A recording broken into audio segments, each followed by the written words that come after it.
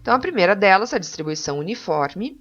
Então, uma variável x é dita, né, uniforme, que estiver definida, né, no intervalo de alfa a beta, é dita uniforme se a probabilidade dela assumir valores num determinado subintervalo é a mesma que qualquer outro subintervalo de mesmo tamanho. A função densidade de probabilidade, ou seja, né, que dá este desenho aqui, né, da função, é 1 sobre beta menos alfa. Se a gente pensar, esse desenho aqui nada mais é que um retângulo. E a gente sabe que a área do retângulo é base vezes altura. E a gente sabe que a área deste retângulo tem que dar 1, porque é a probabilidade do espaço amostral que a gente tinha visto, né? Senão ela não seria uma função densidade de probabilidade. Então, se a base é beta menos alfa e a área é 1, a altura necessariamente tem que ser 1 sobre beta menos alfa. Bom, daqui, então, agora fica muito fácil a gente identificar a função de probabilidade acumulada.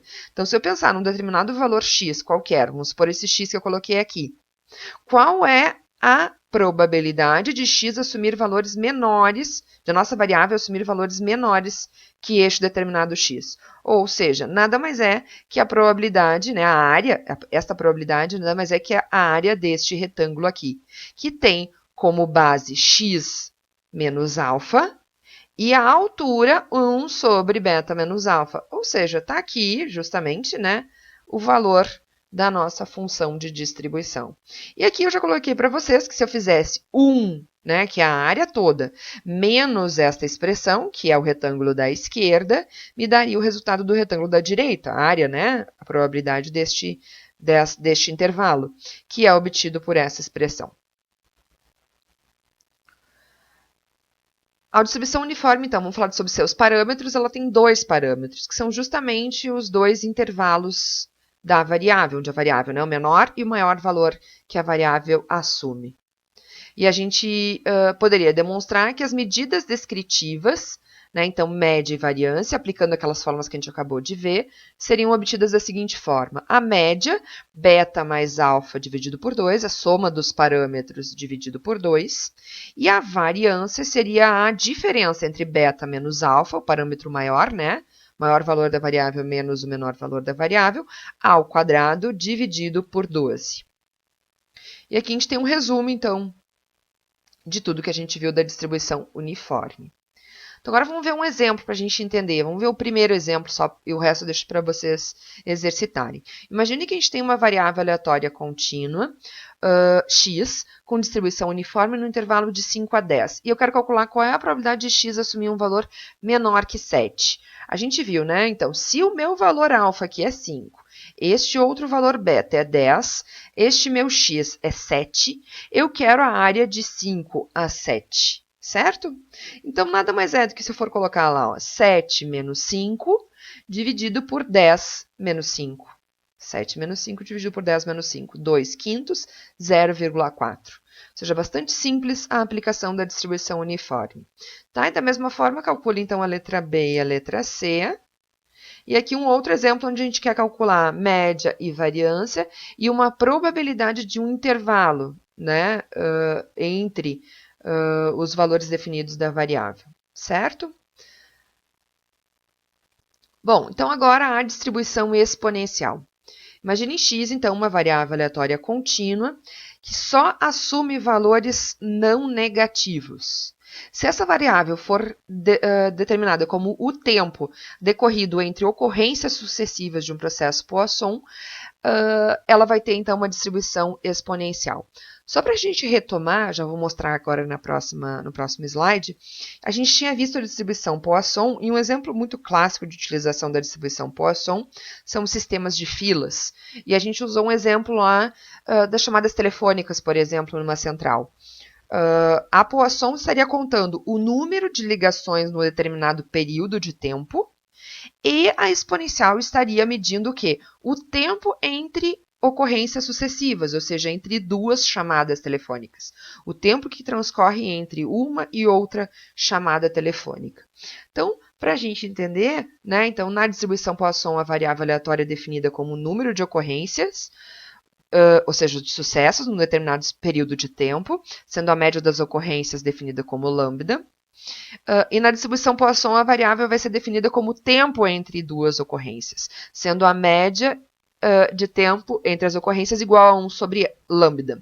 Então, é muito importante a gente entender essa associação entre as duas distribuições, para entender exatamente o que eu vou ter que calcular em cada um dos problemas. Se o que eu tenho é uma distribuição Poisson ou se o que eu tenho é uma distribuição exponencial. Por exemplo, imagine que a média de atendimentos no caixa de uma loja é de 6 lambda, 6 clientes por minuto. Então, vejam, é a taxa de atendimento, clientes, variável discreta. Então, isso aqui é uma variável, né, lambda, é o parâmetro da distribuição Poisson, que conta o número de clientes num determinado período. Então, o tempo médio entre os atendimentos, então pensando agora na variável que vai avaliar o tempo e não o número de clientes, a média vai ser 1 sobre lambda, ou seja, 1/6 de minuto, 10 segundos. Esse é o tempo médio de atendimento de cada um destes 6 clientes. Então, a distribuição exponencial também é bastante utilizada no campo da confiabilidade, para modelagem de tempo até a ocorrência de falha de componentes eletrônicos, assim como sistemas de filas que eu já tinha comentado. Então, a função densidade de probabilidade da função exponencial, então esta curva, é dada por lambda ena menos lambda x. Lambda é o parâmetro da distribuição e lambda é justamente o intercepto da função aqui no eixo. E a função de probabilidade acumulada, função de distribuição, se a gente for olhar, então, pensando num valor determinado x, vai ser o quê? A integral da nossa função de 0 até x, que nos dá como resultado 1 menos ena menos lambda x. Ó. Então, está aqui. 1 menos ena menos lambda x. E se eu quisesse calcular do lado de cá, né? Se eu quiser saber a probabilidade de x, então, assumir valores maiores do que esse valor específico, seria ena menos lambda x, que seria 1 menos isto. O parâmetro da distribuição, então, é lambda, que é o número médio de ocorrências em um determinado período de tempo. E a média, a gente já tinha visto que era 1 sobre lambda, e a variância vai ser 1 sobre lambda ao quadrado. Aqui, então, está o resumo de toda a distribuição exponencial. Agora, vamos ver um exemplo para a gente entender. Os tempos até a falha de um dispositivo eletrônico seguem a distribuição exponencial com uma taxa de falha lambda de 0,012 falhas por hora, certo? Então, baixa a ocorrência de falhas desse nosso dispositivo eletrônico. A pergunta é, qual é a probabilidade de um dispositivo escolhido ao acaso sobreviver a 50 horas? Depois a mesma coisa sobre as 100 horas. Então, vamos lá. Fazendo o desenho da nossa distribuição, né, a gente viu que x, a nossa variável, tem distribuição exponencial e o parâmetro é 0,012, né, que era o número de falhas por horas. E x é o tempo até a falha, medido em horas. E eu quero saber qual é a probabilidade de x assumir valores maiores que 50. Ou seja, eu quero que ela sobreviva a 50 horas, que este dispositivo, que eu escolhi aleatoriamente, ao acaso, né, dure mais do que 50 horas. Então, o que eu preciso calcular é essa expressão aqui. Né? Então, a probabilidade de x ser maior que 50 vai ser ena menos lambda x. Ena menos 0,012, que multiplica o x, 50. Então, ena menos 0,6, 0,5488. Ou seja, aproximadamente 55% é a chance de que um dispositivo dure mais do que 50 horas. E se a gente for pensar acima de 100 horas? 100 horas, mais para cá vai estar esse valor. É óbvio a gente pensar, né, que esse valor vai ter que ser um valor menor do que os nossos 55% aproximadamente. Mesmo raciocínio, né? Então, acima de 100 vai ser ena menos lambda x, lambda 0,012, e o nosso x agora é 100. Então, é ena menos 1,2, 0,3012. Ou seja, aproximadamente 30% é a chance de que um dispositivo dure mais do que 100 horas. Aqui tem um outro exemplo um exercício, né, que é bastante interessante porque ele faz uma mistura, né, eu vou usar duas variáveis, uma variável que é contínua e uma variável depois que é discreta, né, que vai ser o lucro, tá? E aí eu quero que vocês façam este exercício, né, ele está todo resolvido aqui passo a passo, tá? E eu quero que vocês, né, resolvam passo a passo para ver se chegam no resultado, então, final deste exercício. A distribuição normal é importante tanto do aspecto de vista teórico quanto nas aplicações. Ela é importante por vários aspectos. É útil para descrever uma grande quantidade de fenômenos. Muitas variáveis que não são normais, por pequenas transformações, elas são aproximadas pela normal. A distribuição normal tem várias propriedades matemáticas que fazem com que os métodos de inferência possam ser derivados e tendo ela como pressuposição básica. E uma grande quantidade de distribuições de variáveis aleatórias também convergem para a distribuição normal. Esses métodos da inferência que a gente comentou, né, que a distribuição normal tem a base, né, para as pressuposições, são chamados de métodos da estatística clássica ou estatística paramétrica, né, que é o que a gente vai ver lá na última parte do conteúdo na inferência. Bom, a distribuição normal é uma distribuição, então, de frequências, onde a maioria das observações estão em torno da média, no centro da distribuição, diminuindo gradativamente e de forma simétrica para os sentidos extremos. Ela é representada graficamente por essa curva normal, ou curva gaussiana, que tem esse formato de sino, simétrica em relação ao centro onde está a média. Essa é a função densidade da distribuição, que está definida para valores de menos infinito a mais infinito, e estes são seus dois parâmetros, μ, a média, que determina o centro da distribuição, e sigma ao quadrado, a variância, que vai determinar a dispersão da distribuição. Então, a nossa notação é x tem distribuição normal, com média μ e desvio sigma, a variância sigma ao quadrado. Bom, mudando um desses dois parâmetros, a gente, né, vai ter distribuições diferentes. Então, imaginem aqui, ó, a gente tem duas distribuições que, apesar de ter a mesma variância, então a gente vê o mesmo formato da distribuição, estão deslocadas, né, ou seja, tem médias diferentes. E aqui a gente tem duas distribuições que estão com o mesmo centro, mesma média, mas têm formatos diferentes, ou seja, variâncias diferentes. A variância 1 é menor que a variância 2. E o que a gente verifica é que, mudando qualquer um destes dois parâmetros, ou ainda os dois, a gente tem uma curva normal diferente. Então, existem infinitos números, né, um número infinito de distribuições normais. Vamos primeiro às propriedades, para a gente ver como é que a gente vai lidar com esse número infinito de distribuições normais. A primeira propriedade diz o seguinte, que o máximo da função densidade ocorre exatamente no ponto da média, ou seja, além da média está aqui também a moda. A distribuição é simétrica em relação ao centro, né? E a gente já viu isso lá na descritiva, que essa propriedade de simetria nos leva que as três medidas de posição, mediana, média e moda, estão no centro, são iguais e estão no centro da distribuição. Aqui a gente tem uma coleção de propriedades, nessa terceira propriedade, que são importantes para cálculo de probabilidade, a gente vai usar ela daqui a pouquinho. Diz o seguinte, que se a gente pegar a média e se afastar dela um desvio à esquerda e um desvio à direita, entre estes dois limites, média menos um desvio e média mais um desvio, nós temos aproximadamente 68% dos dados. Se a gente se afastar da média, 2 desvios abaixo dela e 2 desvios padrões acima dela, entre o intervalo média menos 2 desvios e média mais 2 desvios padrões, a gente tem aproximadamente 95% dos nossos dados. E, por fim, se a gente se afastar da média, 3 desvios à esquerda e 3 desvios à direita, a gente tem, então, entre esses dois intervalos, média menos 3 desvios e média mais 3 desvios padrões, quase 100% dos nossos dados, 99,74%. Bom, a gente viu lá que para cada valor de μ e sigma, a gente vai ter uma distribuição normal diferente. E a gente viu que para calcular a probabilidade, a gente precisa calcular área. E a gente viu, então, que a área vai estar, então, em função destes dois parâmetros, da média e do desvio, média e variância.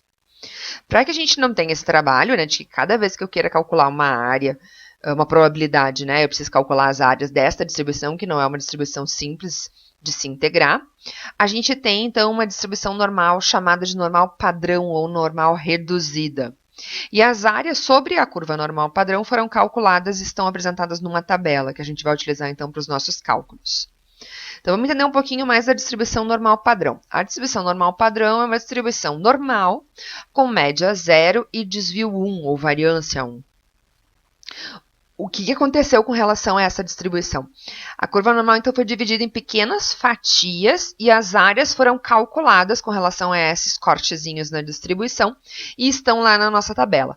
A tabela apresenta valores de 0, então, né, a média é 0, então o centro da distribuição, né, onde está a média, é 0, de 0 até um valor z positivo, então de 0 até 0,01, 0,02 e assim por diante, até o maior valor tabelado que a gente vai ver daqui a pouquinho, que é 3,99. Bom, como é que eu calculo, então, probabilidade usando essa tabela? Aqui a gente tem um recorte, né, da tabela. Então, vejam que só aparecem valores, né, e este desenho está lá em cima na tabela, que vocês têm disponível. O que a gente vai enxergar? Esta área rachurada, que é, né, a área pintadinha, é a nossa probabilidade de interesse. Então, meu objetivo é calcular a probabilidade da nossa variável z assumir um valor entre 0 e um z específico. Esta área, esta probabilidade é o que a gente vai encontrar dentro da tabela, ou seja, a probabilidade de z assumir um valor entre 0 e um z específico, certo? E este valor z específico, né, esse corte aqui, então, a gente vai encontrar nas laterais da tabela. Vamos ver um exemplo. Imagine que eu quero a probabilidade de z estar entre 0 e 0,62. Ou seja, esse valorzinho aqui é 0,62. Eu quero a área entre 0 e 0,62. Como é que eu acho 0,62 na minha tabela para achar a área dentro da tabela? Então, 0,62 eu vou lá e procuro o inteiro, a parte antes da vírgula, e a primeira casa decimal aqui na primeira coluna. Vai me dizer que linha da tabela eu tenho que utilizar. Então, tá ali, ó, 0,6. Esta é a linha que eu tenho que andar na minha tabela. E eu vou até a coluna da segunda casa decimal, que é 2. Então, tá aqui, ó. Eu vou lá na coluna do 2 e encontro o meu valor 0,2324. Que é a minha probabilidade, que é a área, né? Então, a probabilidade de z assumir um valor entre 0 e 0,62. Bom, a gente percebe que a tabela só me dá valores positivos. Por quê? Porque os valores negativos não precisam ser apresentados, já que a curva é simétrica. Ou seja, a probabilidade de z estar entre 0 e 1 é a mesma de z estar entre menos 1 e 0. Né? Então, eu consigo calcular qualquer área tendo só a parte, né, da direita da minha curva. E outra coisa que a gente observa é que os valores que estão tabelados são de 0 até 3,99, ou seja, aproximadamente 4. Por que a gente não precisa ir mais do que isso? A gente viu lá naquela terceira propriedade, lembram? Que se eu andar 3 desvios para cada lado, eu já tenho quase todos, né? Quase 100% dos meus dados. Então, o que foi feito na tabela é andar 4 desvios para cada lado. Né, aproximadamente. E aí eu tenho acumulado praticamente 100% dos meus dados. Bom arredondamento. Sabendo usar a tabela, né, a primeira coisa que a gente tem que entender é como usar a tabela, como a gente viu lá no exemplo do 0,62, né, que vai me dar a areazinha lá pintada da tabela, né, que é a probabilidade. E a gente viu que a parte negativa eu consigo encontrar pensando na parte positiva. E o que a gente vai ver aqui são cálculos de relações de áreas. O que eu quero deixar muito claro agora nesse momento é que a melhor forma de obter cálculo de probabilidade com distribuição normal é fazendo o desenho. Então, vamos lá. O que eu quero? Qual a probabilidade de eu encontrar valores entre menos 2,17 e 0? Z, então, é uma normal padrão. Entre menos 2,17 e 0. Então, é esta área que eu quero. O que eu tenho que pensar? Que esta área é igual à área de 0 a 2,17. E que esta área aqui, né, do lado positivo, eu tenho na minha tabela. Então, eu vou lá na minha tabela no 2,17, linha do 2,1. Coluna do 7, e encontro o valor 0,4850 para a área. E esta área é a mesma, então, no lado esquerdo, pela ideia de simetria. Então, calculei a minha probabilidade de interesse. Outra probabilidade, eu quero a probabilidade de z estar entre menos 1 e 2. Menos 1 a 2. Então, vejam que são duas áreas. Ou seja, é a soma da área de 0 a 2 com a área de 0 a 1. Então, eu vou lá na tabela procurar o valor 2, 2,00, 2,0 na coluna do 0, é 0,4772, e a mesma coisa do 1,00, e a área é 0,3413. Somando as duas, porque eu quero esta área, para me dar toda que eu quero aqui, eu tenho 0,8185 como a probabilidade de interesse. E, por fim, outro exemplo para a gente entender, eu quero a probabilidade de Z assumir valores acima de 1,5. Ora, eu não tenho áreas acima de 1,5, eu tenho uma área de 0 a 1,5. Mas eu sei que toda a área ao lado, né, à direita do centro, do zero, que é a média, é a metade da minha probabilidade, 0,5. Ou seja, se eu pegar esse todo aqui e diminuir da área de 0 a 1,5, vai me sobrar justamente esta ponta, que é a minha probabilidade de interesse. Então, eu tenho que ir lá na minha tabela procurar 1,5 ou 1,50. 1,5 na linha e o 0 lá na coluna, que me dá 0,4332. Então, 0,5 menos 0,4332 é 0,0668, que é a probabilidade de interesse. Bom, agora vocês têm um exercício proposto com vários cálculos envolvendo a distribuição normal padrão, que é justamente para você fazer testes do uso da tabela. E aqui tem a solução, né, a resposta de cada um deles. Aqui alguns valores importantes da distribuição normal, que vai ser muito útil quando a gente chegar lá em estimação e teste de hipóteses. Né? Então, se eu delimitar uma área de 0,025, ou seja, 2,5%, o valor Z que corta esta área da direita é 1,96. E se eu botar do lado esquerdo também, 0,025 é o menos 1,96. Então, esses dois valores, menos 1,96 e mais 1,96, se usa bastante, porque a gente tem, somando as duas áreas, 5%, que a gente vai ver lá, né, que é delimitado como nosso nível de significância. A gente vai entender isso mais para frente. E aqui um outro exemplo, se eu quiser delimitar à direita uma área, uma cauda, né, de 0,05, 5%, o valor de Z que corta esta área de 5% à direita é 1,645. Também valor bastante utilizado. Bom, a gente já entendeu como funciona a distribuição Z, que tem média 0 e desvio 1. Mas o que eu quero calcular agora são probabilidades relacionadas a uma distribuição normal qualquer que seja o Mi e qualquer que seja o sigma. Para isso, né, eu vou fazer o quê? Uma transformação, uma padronização, ou seja, eu vou transformar a minha distribuição normal qualquer, x, numa distribuição normal padrão Z, a partir desta simples transformação. Ou seja, eu obtenho valores na distribuição Z padrão, pegando o valor de x, da distribuição x lá que eu quero calcular a probabilidade associada, diminuir da média dessa distribuição x e dividir pelo desvio padrão dessa distribuição x. Nisso, eu transformo este x em Z. E aí é só ir lá procurar na tabela o valor de 0 a Z, né, que vai corresponder a áreas na distribuição referente a Mi e, né, entre Mi e X. Então, só para a gente mostrar aqui a ideia, né, dessa transformação é, qualquer que seja a curva, ou seja, qualquer que seja a média ou o desvio, eu vou pegar o valor que eu queira calcular, a probabilidade, diminuir da média e dividir pelo desvio. Ó. Diminuir da média e dividir pelo desvio. Diminuir da média e dividir pelo desvio. E qualquer uma dessas transformações, ou seja, qualquer que seja a distribuição, ela chega numa distribuição normal padrão.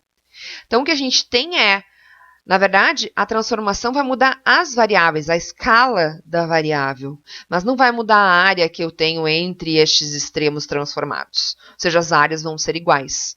E estas áreas a gente já viu que tem na tabela. Então, se eu quero esta área, eu transformo nestes limites na distribuição Z, e, portanto, acho a área correspondente, né, entre estes dois limites, que equivalem também à área entre aqueles dois limites na distribuição normal com qualquer média e qualquer desvio.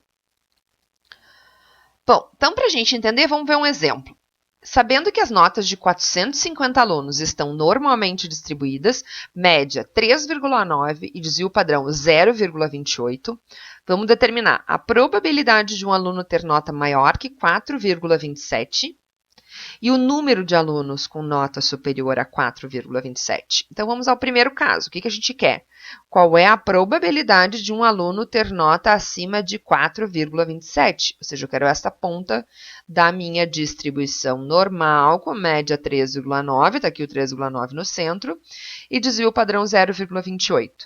que eu tenho que fazer? Transformar esse meu 4,27 num valor Z da distribuição normal padrão. Média 0, tá aqui, ó, com desvio 1. Então, como é que eu faço isso? Aplicando a transformação. Eu pego o valor que eu quero transformar, que é 4,27, né, o meu valor x que eu quero transformar, diminuo da média, 3,9, e divido pelo desvio, 0,28. E isso me dá 1,32. Então, 1,32 é este valor Z aqui, certo? O que eu tenho que fazer agora?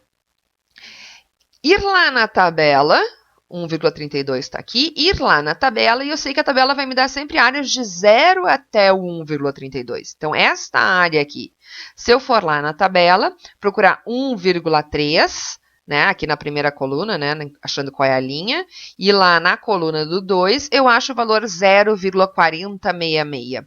Então, esta é a área entre 0 e 1,32. Só que eu quero acima de 1,32. Só que a gente sabe que tudo à direita do zero, a área à direita do zero, que é a média, é 0,5. Se eu pegar 0,5 menos 0,4066, vai me dar justamente essa caudinha aqui, 0,0934. Ou seja, essa é a probabilidade de eu achar um valor acima de Z, acima de 1,32, 9,34. Que é também a probabilidade do X ser maior que 4,27. Ou seja, de um aluno escolhido aleatoriamente ter nota acima de 4,27. E aí, na letra B, eu queria saber o número de alunos que tem nota superior a 4,27. Bom, se a gente viu que 9,34 tem nota acima de 4,27 e nós temos ao todo 450 alunos, é simples, né, que a gente pensar que a quantidade de alunos, então, com nota superior a 4,27 vai ser obtido multiplicando este percentual pela quantidade total de alunos. E aí a gente chega em aproximadamente 42 alunos com nota superior a 4,27. Bom, agora na sequência vocês têm alguns exemplos, né, e exercícios para vocês desenvolverem. Alguns bastante interessantes. Este C aqui, pessoal, se dediquem, tentem fazer antes de ver a solução no próximo slide, porque ele é bem interessante, porque ele faz um raciocínio inverso do que a gente fez. Mas se a gente fizer bastante exercícios, né, entendendo esse processo, fica fácil pensar nessa inversão depois, tá? Então, ele está todo explicado aqui passo a passo, depois tem outros exercícios na sequência, tá? Vários outros exercícios. A distribuição normal é muito importante, então, por isso que a gente tem bastante exercícios para fazer, tanto aqui nos slides quanto lá nas listas de exercícios. Agora, vamos às outras distribuições, né, que a gente tinha falado, que é a Q quadrado, a T e a F. Que são distribuições que aqui, no ponto de vista dessa disciplina, o mais importante é que a gente vai utilizar essas distribuições lá na inferência. Então, é importante nesse momento a gente entender como funciona o uso de cálculo de probabilidades usando as tabelas de cada uma dessas três distribuições. Bom, então a distribuição Q quadrado, esta é a função densidade. A cara da distribuição é esta aqui, quando o ni, que é o parâmetro da distribuição, for menor ou igual a 2. E se ni for maior do que 2, este é o formato da distribuição. Bom, a esperança é o grau de liberdade ni e a variância 2 vezes o número de graus de liberdade. Né? Então, eu digo que a nossa variável x tem distribuição Q quadrado com ni grau de liberdade. Né? É assim que a gente lê. Algumas propriedades importantes da distribuição Q quadrado são a distribuição, se eu tiver, né, uma distribuição normal padrão e eu colocar essa minha variável que tem distribuição normal padrão ao quadrado, ela tem, né, distribuição Q quadrado com 1 grau de liberdade. E se eu tiver cada uma das minhas várias variáveis, né, onde cada uma das minhas variáveis tem distribuição Q quadrado com 1 grau de liberdade, se eu somar essas minhas variáveis com distribuição Q quadrado com 1 grau de liberdade, esta soma vai ter distribuição Q quadrado com n graus de liberdade. Bom, aqui a parte mais importante que vocês têm que se atentar é o uso das distribuições, né, com as suas tabelas para cálculo de probabilidade. Então, vamos ver alguns exemplos. Imaginem o quê? Eu estou com uma Q quadrado com 10 graus de liberdade e eu quero saber a probabilidade de eu encontrar um valor menor que 3,25. Como é que eu vou começar a buscar isso na minha tabela? Né? Então, eu quero um valor menor 3,25. Esse é o desenho que vocês têm lá, mas atentem, né, que eu vou chamar atenção agora, menor ou maior, em como que eu vou buscar isso na tabela. A primeira coisa são 10 graus de liberdade, então já sei a linha que eu tenho que procurar o meu valor. Outra coisa é menor, ou seja, eu quero a cauda da esquerda. E na cauda da esquerda, então, lá na linha do 10, eu vou lá e encontro o meu valor 3,25. Então, se eu for olhar, subir aqui, eu vou achar a minha probabilidade. 0,025 é, então, a probabilidade de eu encontrar um valor nesta aqui quadrado com 10 graus de liberdade menor que 3,25.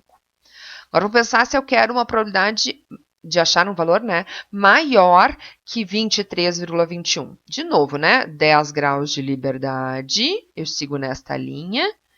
E agora eu tenho que olhar, né, no lado direito, porque é maior, então eu sigo nesta linha aqui. E nesta linha eu vou lá e acho o meu valor, 23,21. Mesmo raciocínio, subo para achar a minha probabilidade, 0,001. Esta é a probabilidade, então, procurada. Bom, agora vamos raciocinar, fazer o raciocínio inverso, semelhante àquele que eu falei para vocês atentarem lá da distribuição normal. Eu sei, né, a coisa que eu descobri, que eu estava calculando agora era qual é a probabilidade de eu encontrar um valor menor que 3,25, era 0,025 a probabilidade. Então, a gente aprendeu a procurar a probabilidade na tabela. Agora, imagine o contrário, eu tenho a probabilidade, ou seja, eu tenho este valor que está aqui em cima, e eu não sei qual é o valor lá de baixo que atende àquela probabilidade. Então, vamos lá. Primeiro, é maior. Se é maior, é a cauda da direita. Então, na linha do 10, eu tenho que ir lá na cauda da direita, procurar na probabilidade 0,025 o meu valor 20,48. Esse é o nosso valor. Então, a probabilidade de x daqui quadrado com 10 graus de liberdade ser maior que 20,48 é 0,025. A distribuição T de student, ela é muito parecida com a distribuição normal, porque ela tem essa curva assim, né, semelhante. Também varia de menos infinito a mais infinito, também tem centro no zero. Esta é a função densidade de probabilidade. Aqui estão as suas medidas descritivas, né, e a gente lê que x, a nossa variável x, tem distribuição T de student com ni graus de liberdade. Algumas propriedades, né, da distribuição T de student. A mais importante, se atentem a esta letra B aqui, que diz o seguinte: se eu pegar o número de graus de liberdade da distribuição e for aumentando, à medida que eles vão aumentando, tendendo ao infinito, a distribuição T se aproxima da distribuição normal padrão. E aqui a gente tem o desenho, a de baixo, né, então a mais espalhadinha, é uma T com 10 graus de liberdade, e a de cima, uma normal, né, com média 0 e desvio 1, ou seja, nosso normal padrão. Tá, então vamos lá entender agora como usar a tabela. Então, essa é um recorte da tabela T de student.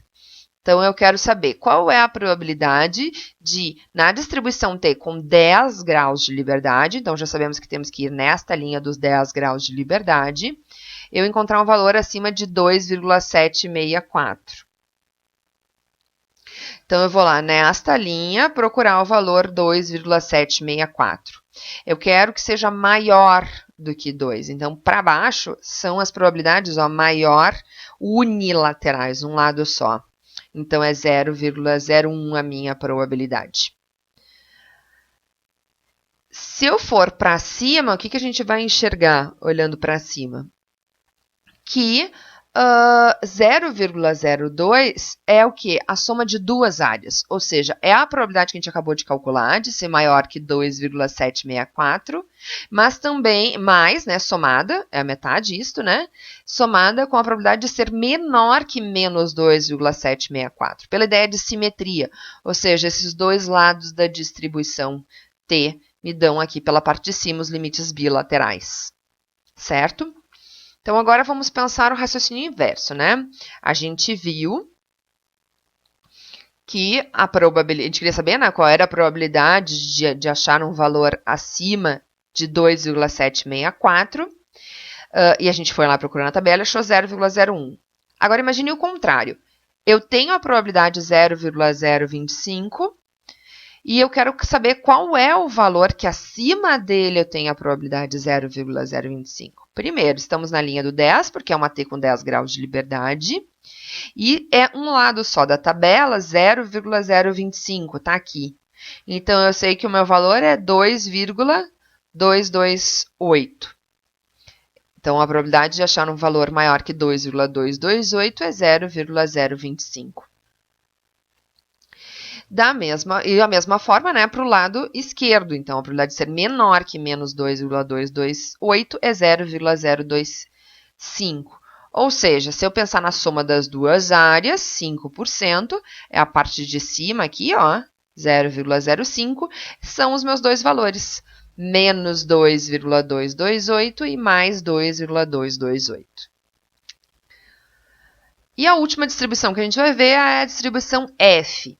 Né? Então, este é o formato da distribuição F e esta é a função densidade da distribuição F. Aqui as medidas descritivas e esta é a notação da distribuição F. Ela tem dois parâmetros, né, que são graus de liberdade. Então, eu vou dizer que x tem distribuição F com Ni1 e Ni2 graus de liberdade. Algumas propriedades. Esta última aqui chama a atenção porque pode ser útil para o cálculo da probabilidade. Então, se eu tenho uma distribuição F com Ni1 e Ni2 graus de liberdade, 1 sobre F, se a minha distribuição original é F, né? 1 sobre F vai ter também distribuição F, só que com inversão dos 2 graus de liberdade. Ou seja, a probabilidade de eu encontrar um valor, né, acima de F, né, da minha distribuição F com Ni1 e Ni2 graus de liberdade é igual a achar menor que 1 sobre F na inversão dos 2 graus de liberdade. Né? Aqui que eu estou mostrando que essas duas áreas aqui são iguais.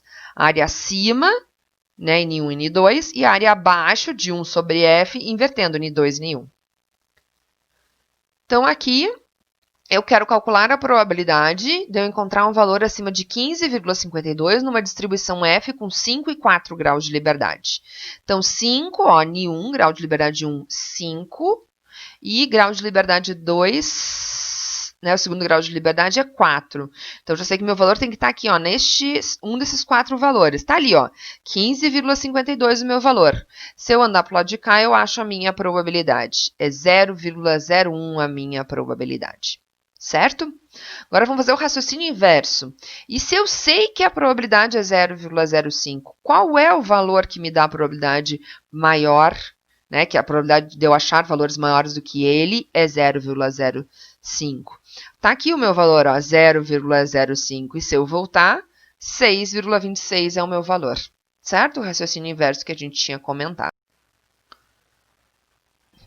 Bom, agora a gente vai fazer um raciocínio, então, que a gente precisa calcular os dois valores Fs que delimitam as duas áreas extremas, aqui no nosso exemplo, em 2,5% cada uma delas. A mesma distribuição F com 5 e 4 graus de liberdade. Então, a primeira coisa que tem que calcular é este lado aqui, ó, a probabilidade de eu achar um valor acima, qual é este valor, né? De eu achar um valor acima deste determinado valor, é 0,025. E depois a mesma coisa, só que abaixo deste valor, que é o lado de lá. Então, esse primeiro vem direto de dentro da tabela. É só eu ir lá, pensando, né, com 5 graus de liberdade 1, né, Ni1, e 4. Então, aqui os meus possíveis valores. Como a probabilidade que eu quero é de 0,025, 9,36 é o meu valor. Tá ali, ó. Então, já achei este valor, 9,36. Precisamos achar este segundo agora. E este segundo vem desta expressão.